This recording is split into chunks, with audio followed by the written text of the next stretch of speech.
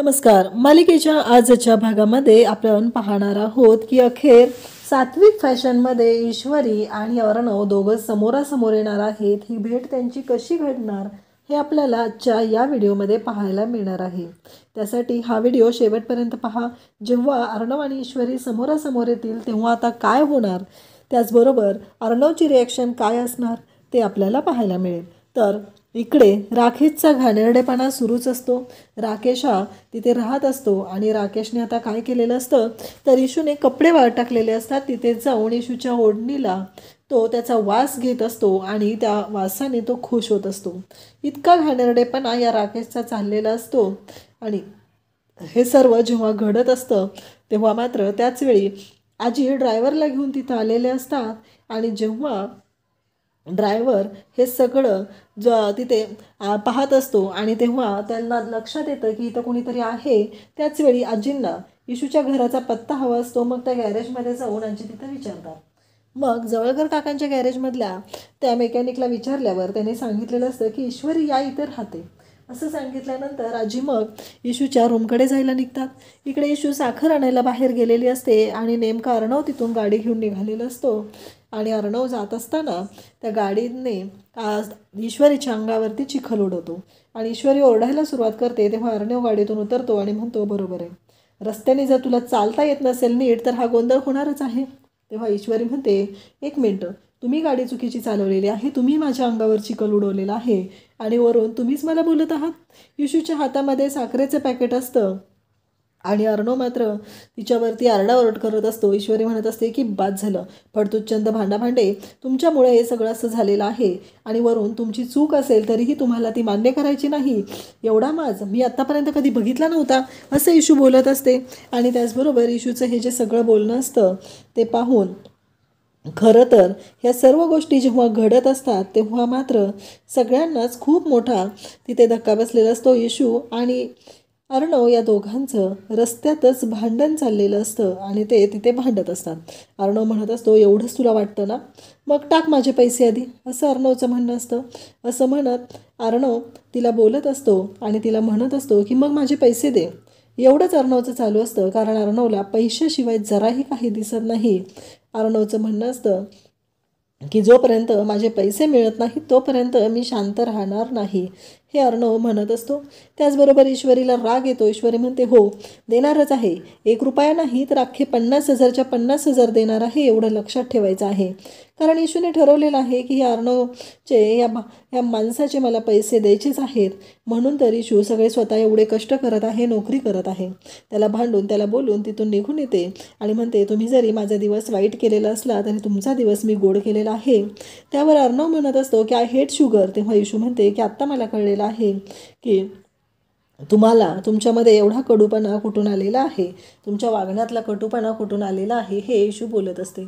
त्याचबरोबर इकडे आपल्याला पाहायला मिळतं की आजी घरात येऊन बसलेले असतात. आजी सांगत असतात की आमच्या घरी तिने साड्या घेऊन आलेली होती, त्यावेळेस त्यातली एक साडी जी होती ती खराब निघाली होती, पण ती आमच्याच घरातून काहीतरी प्रॉब्लेम झालेला आहे म्हणून मी आलेली आहे. तेवढ्यात इशू तिथे येते आणि इशू म्हणते की आजी तुम्ही आणि इथे. इशूला खरं तर आनंद पण झालेला असतो. तेव्हा लगेचच तिला नमू थांबवत असते. नमू म्हणत असते, अगं जरा शांत हो, तू बोलू तरी दे त्यांना. इशू, मी तुला काय सांगितलं आहे, समोरच्या माणसाला बोलू द्यायचं असतं ना, असं ती सांगत असते.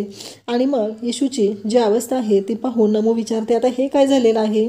त्यावरती इशूचं म्हणणं असतं की तो फडतुच्चंद भांडाभांडे आज माझ्या समोर आलेला होता आणि त्याच्या गाडीनं हे सगळं पाणी माझ्या अंगावरती उडवलेलं आहे.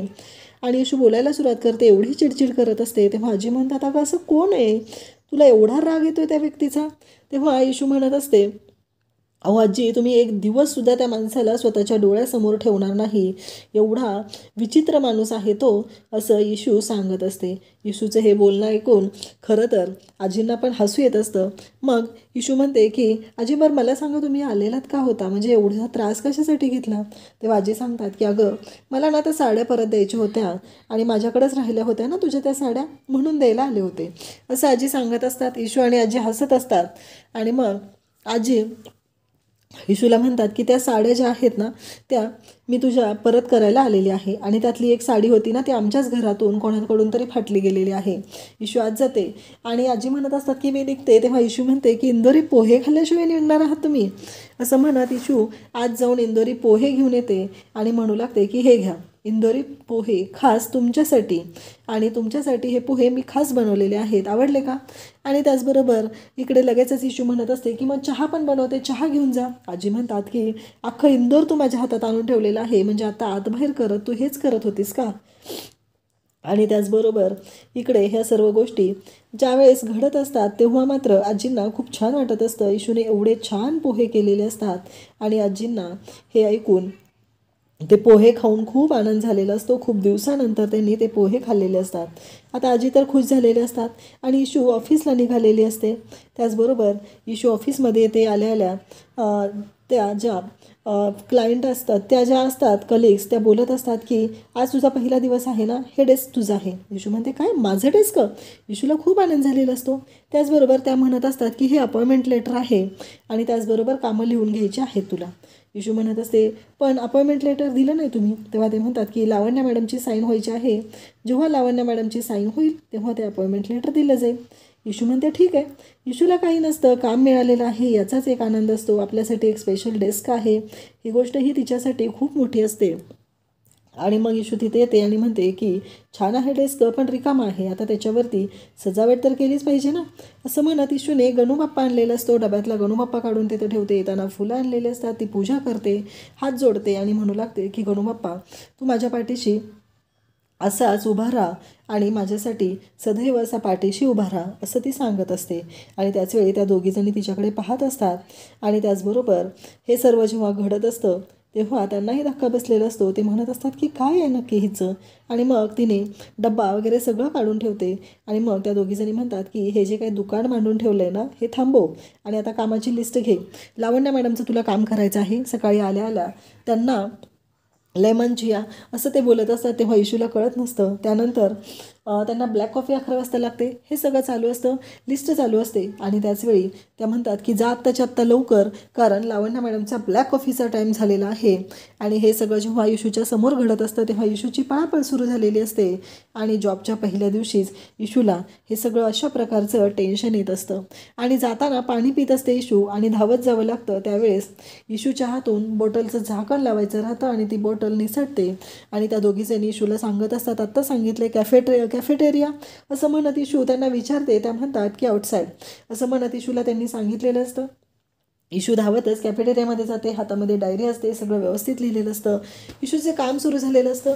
इशूला प्रश्न पडलेला असतो की मला नोकरी नक्की कशाची मिळाली आहे, कॅन्टीनमध्ये काम करण्याची नोकरी मिळाली नाही ना, हा प्रश्न इशूला पडलेला असतो. आणि इशूची पळापळ सुरू झालेली असते. तिथं गेल्यानंतर मावशी म्हटल्यावर ती मंजू जी असते तिला खूप राग येतो. ती म्हणते की काय हे, मावशी नाही म्हणायचं, मंजू म्हणायचं. तेव्हा इशू म्हणते की साहेब सगळीच माणसं इथं अशीच भरलेत की काय, हा प्रश्न इशूला पडलेला असतो. आणि इशू मंजूताई ब्लॅक कॉफी आणि हे काय आहे ते मला कळत नाही आहे, लावण्य मॅडमचं आहे का, असं ती बोलते. तेव्हा इशू म्हणते की हो. तेव्हा ती म्हणते की हां हे ब्लॅक कॉफी. इशू म्हणते पण मी सांगितलं नव्हतं तुम्हाला. त्या म्हणतात की या डायरीत लिहिलेलं आहे. इशू आता धावतच अगदी टायमिंगला ब्लॅक कॉफी घेऊन आलेली असते. आणि जेव्हा ती येते तेव्हा तिच्या लक्षात येतं की बापरे इथं पाणी सांडलेलं आहे, खूप पाणी सांडलं आहे. कारण इशूचा स्वतःचा चेहरा तिथे त्या पाण्यामध्ये तिला दिसत असतो. तिच्या लक्षात येतं की तिने आणलेली जी बॉटल आहे ती सांडलेली आहे, ती उपडी झालेली आहे आणि ते पाणी सांडत असतं.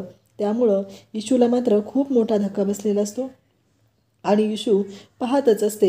हे सगळं जेव्हा घडत असतं तेव्हा मात्र इशू विचार करत असते की हे सगळं काय होतं आहे, माझ्याबरोबरच हे सगळं का होतं आहे असं, हा प्रश्न इशूला पडलेला असतो. इशूला खरं तर वाईट वाटत असतं की माझ्याकडून काय चूक झालेली होती म्हणून त्याची शिक्षा, आणि हे पाणी असं का सांडलं गेलं म्हणून इशू बिचारी धावत आता ते पाणी पुसलं पाहिजे म्हणून पिऊनला बोलवण्यासाठी जात असते. तिची पळापळ सुरू झालेली असते. तिला कळत नसतं की आता काय करू, काही करून हे पाणी पुसून घेतलं पाहिजे, कोणीतरी याच्यावरून घसरलं तर कसं होईल, बिचारं पडेल असा विचार इशूच्या डोक्यात सुरू असतो. म्हणून इशू धावतच आता पिऊनला शोधायला जाते. जाता जाता एक जणांना विचारते. ते म्हणतात की मला काय सांगताय, तिकडे बघा पिऊन असेल. मग तिला ते वागणं अजिबात पटतच नसतं की म्हणजे ही लोकं काय आहेत, ही कशा पद्धतीने वागतात बोलतात, हे इशूचं चाललेलं असतं. आणि तेवढ्यातच अर्णव क्लायंटसोबतची मीटिंग करतो आणि तो येत असतो आणि अर्णव तिथे कोसळतो. अक्षरशः अर्णव कोसळलेला असतो. त्याच्यावरून पाय घसरून तो पूर्णपणे त्या फरशीवरती झोपलेला असतो. सगळेजण पाहत असतात, सगळ्यांना धक्का बसलेला असतो, पण कोणाकडेही ते धाडस नसतं की स्पष्टपणे तिथं बोलावं की अर्णव हसलेला आहे, म्हणजे हसलं पाहिजे. तरीही सगळे शांतपणे तिथं अर्णवकडे पाहत असतात आणि इकडे अर्णव भयानक असा तिथे त्याला एक धक्काच असतो की माझ्या ऑफिसमध्ये हे सगळं काय घडलं आहे. महत्त्वाची मीटिंग चालू होती, महत्त्वाचे क्लायंट माझ्यासोबत होते आणि त्यावेळेस हे काय घडलं आहे, हा प्रश्न अर्णवला पडलेला असतो.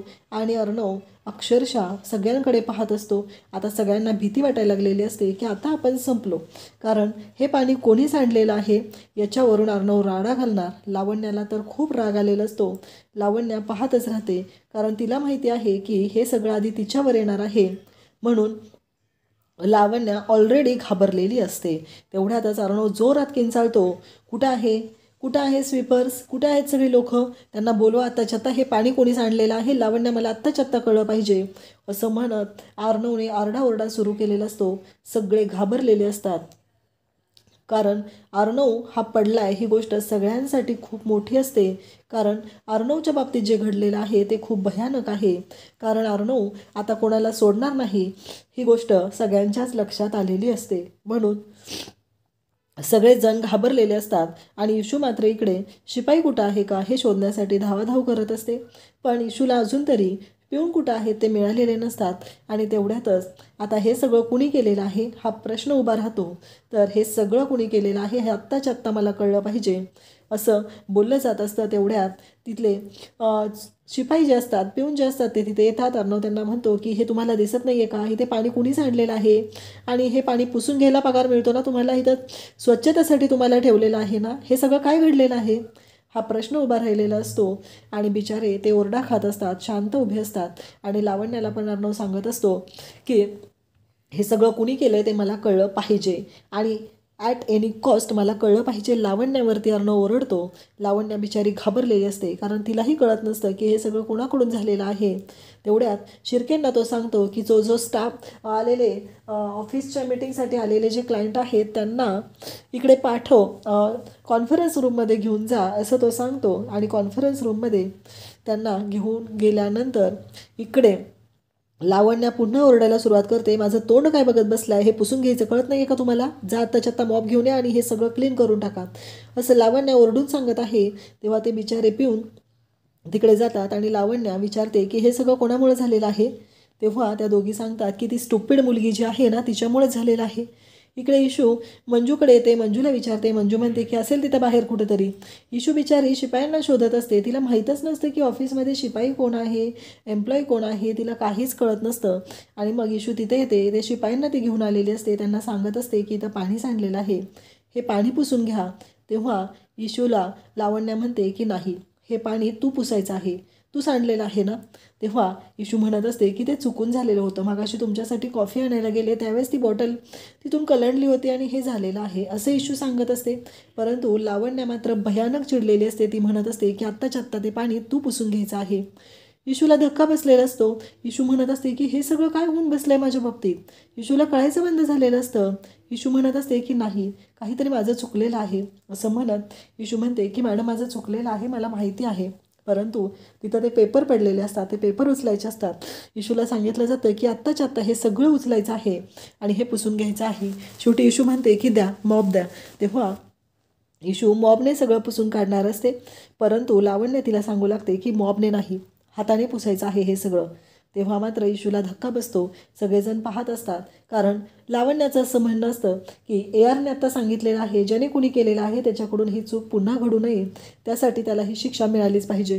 तुझ्या कायमस्वरूपी लक्षात राहिलं पाहिजे की अशी चूक पुन्हा तुझ्याकडून होता कामा नये असं इशूला ती सांगत असते. आणि त्याचबरोबर हे सगळं जेव्हा घडत असतं आणि त्याचबरोबर इकडे लावण्य इशूला म्हणत असते की बास. इशू आता कॅफेटेरियामध्ये जेवायला आलेली असते, लंच ब्रेक असतो. तेव्हा लावण्य तिथे येते आणि म्हणते की पेपर्स रेडी नाही आहेत, पेपर्स दिलेले नाहीत असं तिचं म्हणणं असतं. तेव्हा इशू म्हणत असते कसले पेपर, कारण इशूला माहीतच नसतं की काय झालं नक्की, कसले पेपर आहेत. लावण्यातेनं तर तिचा डबा उधळून लावलेला असतो आणि तिला सांगितलेलं असतं की आधी मला पेपर्स आणून द्यायचे आहेत. आता लावण्याचे कसले पेपर्स हे तिला माहिती नसतं. बिचारी इशू काम करत असते. तिनं ते सगळं पुसून घेतलेलं असतं, हाताने ते सगळं पुसून घेतलेलं असतं. अक्षरशः एक एक पेपर ती उचलत असते. ती म्हणत असते की हे सगळं काय घडतंय आणि हे सगळं कशामुळं घडतंय. काहीही झालं तरीही त्या फडतूस चंद भांडाभांडेचे पैसे देण्यासाठी मला हे एवढं सगळं करावं लागतंय. ह्या गोष्टीचं इशूला वाईट वाटत असतं. इशू अक्षरशः तिच्या डोळ्यात पाणी आलेलं असतं. पैशांसाठी आपल्याला हे सगळं करावं लागतंय या गोष्टीचं तिला वाईट वाटत असतं. त्याचबरोबर इशू एक एक पेपर उचलते आणि त्यानंतर म्हणते की चूक माझी झालेली आहे, तर मला हे सगळं उचलावं लागणारच आहे. असं म्हणत इशूने प्रत्येक गोष्ट तिथे काम करायला सुरुवात केलेली असते आणि इशूला खूप टेन्शन आलेलं असतं. इशूला वाईट वाटत असतं. इशूने बकेट हातात घेतलेली आहे, कापड हातात घेतलेलं आहे आणि तिथली सगळी ऑफिसमधली पाणी सांडलेली जी फरशी आहे ती पुसून घेत आहे. बिचारीला खूप वाईट वाटत आहे आणि जेव्हा जेवायला गेलेली असते तेव्हाही तिच्या हातातला डबा हा उधळला गेलेला असतो. लावण्याने तिला जेवणही करून दिलेलं नाही. तिला सांगितलेलं आहे की आधी माझे पेपर्स मला हवे आहेत आणि त्यानंतरच बाकीच्या गोष्टी होतील, त्यानंतरच तू जेवण करायचं आहे असं लावण्याने तिला सांगितलेलं असतं. आणि इशूला मात्र खूप वाईट वाटलेलं असतं जे काही घडत असतं. त्यामुळं इशू दुःखी तर झालेली असते, परंतु इशूला काम करण्यापासून काही पर्याय नसतो. बिचारी इशू ऑफिसमधलं सगळं काम मनापासून करत असते, परंतु आज ऑफिसच्या पहिल्याच दिवशी इशूच्या बाबतीत जे घडलेलं असतं आणि पेपर्स रेडी नाहीत म्हणून लावण्य तिच्यावरती ओरडत असते. तिला म्हणत असते की आत्ताच्या आत्ता मला ते पेपर्स हवे आहेत. जर हे काम करायला जमत नसेल तर तू हे सोडून रस्त्यावर जाऊन भीक माग, कारण तुझी तीच लायकी आहे, तुला ऑफिसचं काम करायला जमत नाही असं इशूला इकडे लावण्याने स्पष्टपणे सांगितलेलं असतं. आणि लावण्याचं हे बोलणं ऐकून इशूला तर धक्काच बसलेला असतो. इशू विचार करत असते की काय करू नक्की, हे काय घडतंय माझ्या आयुष्यात. आता लावण्या आणि तिथून इशू ते पेपर्स रेडी करते आणि ते पेपर्स घेऊन जाते. आणि जेव्हा ती पुढे गेलेली असते केबिनमध्ये तेव्हा अर्णव तिथे एक फोनवरती बोलत असतो. आणि जेव्हा अर्णव तिथे फोनवरती बोलत आहे तेव्हा इशू तिथं पोहोचलेली असते. इशूला धक्का बसलेला असतो. इशू खरं तर ते पेपर्स घेऊन तिथं गेलेली आहे, परंतु घडतंय मात्र वेगळंच. इशू तिथं पोहोचलेली आहे. इशूच्या हातातला पेपर त्या फोनच्या रिंगच्या आवाजाने घाबरून खाली पडतो. इशू तो पेपर उचलण्यासाठी खाली वागते. त्या टेबलच्या खाली तो पेपर असतो आणि उठताना तिचं डोकं त्या टेबलला लागतं आणि इशू जोरात किंचाळते. त्या क्षणी अर्णव तिथे येतो. इथे कोण आहे हा प्रश्न त्याला पडलेला असतो, म्हणून अर्णव वाकून पाहतो आणि जेव्हा तो ईश्वरीला तिथे पाहतो तेव्हा त्याला धक्का बसलेला आहे, कारण ही इथे काय करते हा प्रश्न अर्णवला पडलेला आहे. अर्णव मात्र इशूकडे पाहतच राहत आहे. अशाच अपडेट्ससाठी चॅनलला सबस्क्राईब करा. थँक्यू.